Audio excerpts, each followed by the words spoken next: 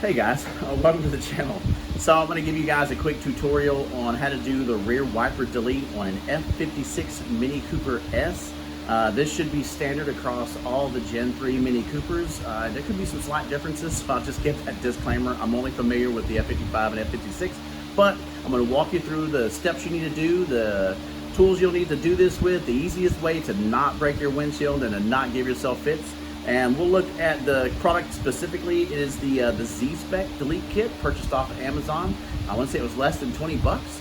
I can put a link in the description below if you're interested in the same one. And yeah, let's get to it. And also I apologize, there's a fan running in the background because it is hot. It's here in Texas.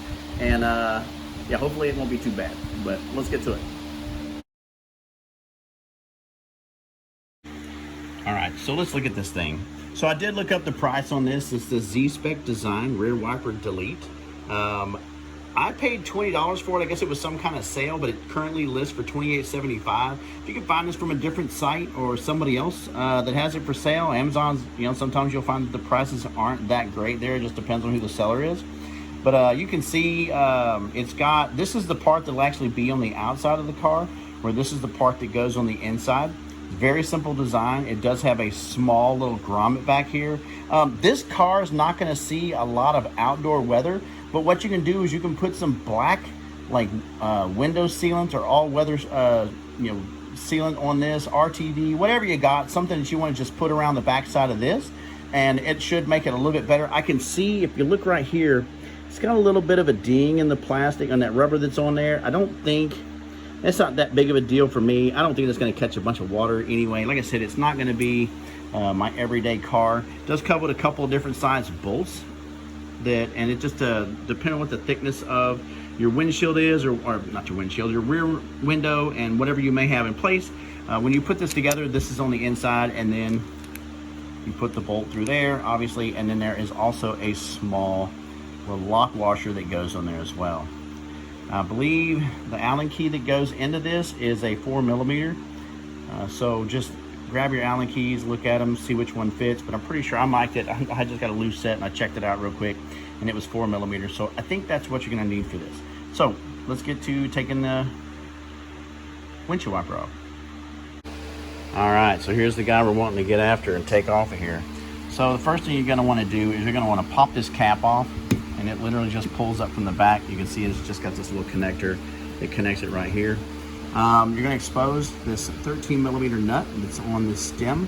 On the bottom of this stem, you'll see it here in a minute, there's actually a set of splines, and that's what this wiper actually presses down into. That's all this does. This nut should not be on here very tightly. You will need a deep well socket. 13mm is what you'll need. If you don't have a 13mm, then I believe you can use a 9/16, and that should be able to get it off as well, but it'll be a little loose.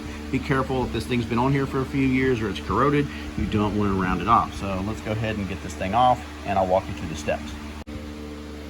All right, so your first step is you're going to take your 13mm deep well socket and put it on here with your ratchet. And you can see that thing come off pretty quick. Yours might be a little tougher than mine.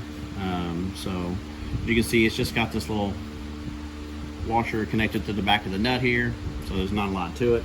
Now, this could be stuck on here. This could come off very easily. These can be a giant pain. If you've taken them off before, you know exactly what I'm talking about.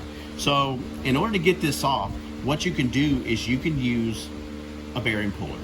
And some people are like, it's a little overkill, but I tell you what, if you pry anything against the backside of this, against this glass, you're going to break it, and I guarantee you anything you do is going to be cheaper than breaking your rear glass. So all you need to do is you can take the bearing puller, and it's not going to fit exact or perfect. You can see it's actually misaligning right here a little bit, but you just get this as close to you can on the top of it and tighten it down. If I can get it to stay on there, and just hold it kind of in place. It's all plastic and whatnot. I'm fighting it. And just start working it on there. It'll probably tighten up a little bit. Oh, and there it goes. It popped right off. So as you can see, it just has this little spline on the inside of this. You can see that. I'm not sure how well it's focusing. And you can see the spline on the outside of this right here, on this actual stud that comes off. It's literally just held onto that. The longer it's been on your car, the more corrosion this thing's gonna have, the more difficult it's gonna be to take off. Do yourself a favor. I don't think these things are very much. If you don't have one in your toolbox, or your neighbor or friend doesn't have one, just go buy one. You can run down to your local auto parts store and pick one up, or you can pick one up off of, you know, a big box chain, online, whatever. Yeah, they're not super expensive. And you see I did that with my hand. You can use a crescent wrench or something else to tighten this up. So the next piece you're going to take off is you're going to need to take off this trim right here so that you can get to the motor on the back side, and we're going to be pulling all that out. And so far the only thing I can see holding on is a pair of T20 bolts that are on the back. So let's get to it and take those off.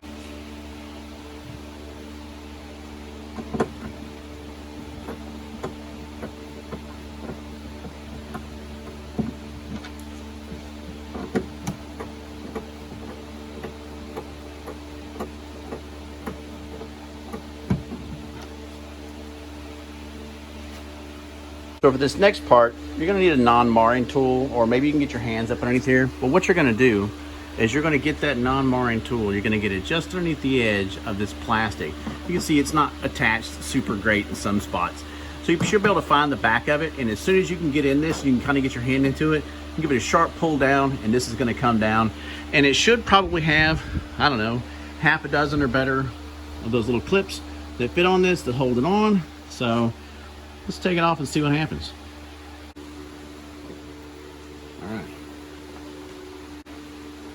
All right, so I got my non-marring tool. I'm gonna get it right underneath the edge here. And you don't have to be super aggressive with it. You just have to be able to get up in there. There we go. Slid underneath the edge. There we go. Just pull down. There we go. And you gotta watch. So as you look on the back of this, it's just got these little white pieces that hold that on there. So, and these all come off. This little cushion just sits on the back of the motor here. Let's take a look at it and see what the next step's gonna be. All right, so there is the rear wiper motor that we need to take off. As you can see, it's got 1, 2, and 3 10mm bolts on the back. You do have this wire connection here. This is where your fluid comes to the back, your washer fluid.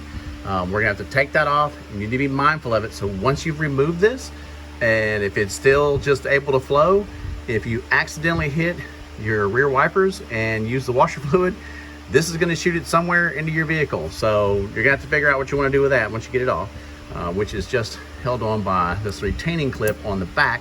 Just slides up and off she goes. So that's off of there. This is a little bit of a pain to get this electrical connector off of here. You can kind of push on it and pull it.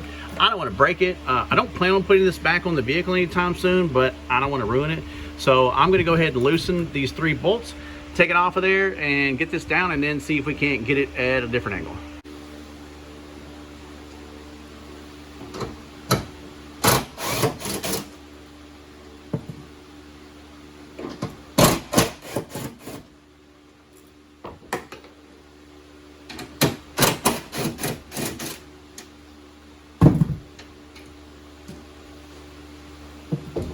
So once you've got this loose, it is pushed in there with this rubber, but it just pulls right back out of that hole. And we'll look at it and get a bit of a closer look. Now that I can spin this around, I can see how this connector's on here. Literally just pulls right out. I couldn't really see it from the way it was sitting there before, so that makes a lot of sense. A little bit close-up shot on this connection here. So you can see on the back side of this, it's literally just this little connector on the back, and I just had to grab it and literally just pull it back. But I was kind of at a weird angle when I was looking at this a second ago, and I could not figure out for the life of me how to get it out of there. But you can see on the back side, just got a little slot right there. Nothing serious, nothing holding it in, just that little bit of tab that's on there. You can see the square just below the end there. That's what latches it in. And yeah, comes right out once you get the right amount of pressure in the right spot.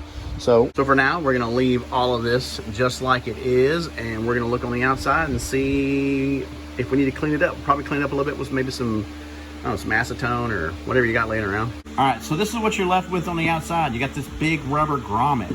You're gonna just grab it under the edge and pull this off. Boom, pops right out.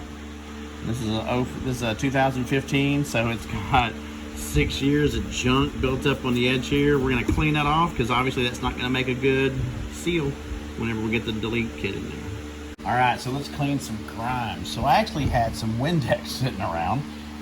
So I figured, hey, instead of using something that's really harsh, let's just use this and spray it on here and see if we can't get this mess off here.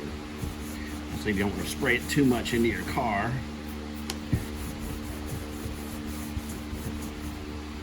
Just try to get this as clean as possible. It's probably going to have a little bit of a ring on there. I don't think there's anything really to be concerned about, but it's just from this thing being sitting on there for the last few years. Let's give it one more spray. Wipe it down. Wipe the edge of that hole. Watch your finger if you get it in there. If this has any kind of edge on it, I don't know, it could cut you. Just remember, safety first. All right, let's look on the inside and see if we can get that. All right, so back to the inside. This is actually really clean right now, so I'm not gonna try to do anything to clean it up anymore. So let's go ahead and put some parts on here and see if we can get this thing installed. As you can see, this is really thin. There's nothing in the way. It's literally just the glass. So I'm gonna go with the smaller of the 2 bolts that came in the kit because the bigger one's going to bottom out before we ever get to the end of it and get this thing tight. So let's get it mounted. All right, so we're ready to start putting our kit on. So first thing we gotta do is we gotta mount this guy to the outside. So let me just reach around here and put that on.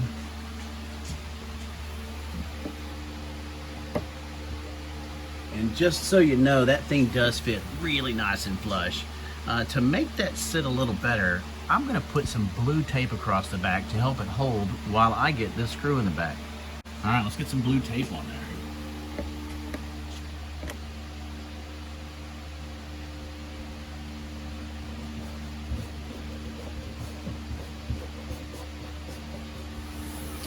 All right, so I got the blue tape on there. You may or may not have been able to see that, but trust me, it's there.